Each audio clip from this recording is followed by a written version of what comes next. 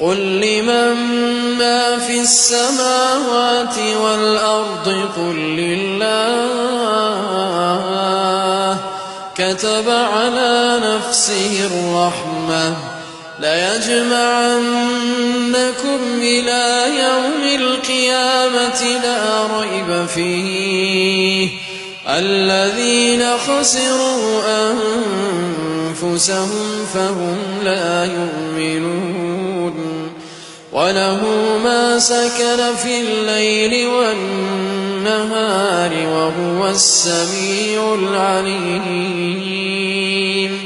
قل أغير الله أتخذ وليا فاطر السماوات والأرض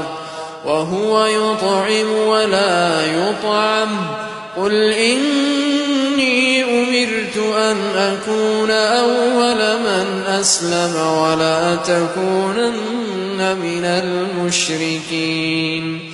قل إني أخاف إن عصيت ربي عذاب يوم عظيم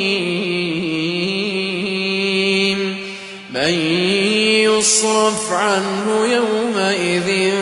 فقد رحمه وذلك الفوز المبين وإن يمسسك الله بضر فلا كاشف له إلا هو وإن يمسسك بخير فهو على كل شيء قدير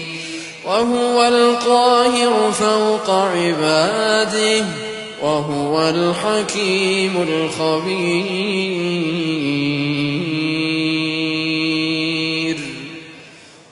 الله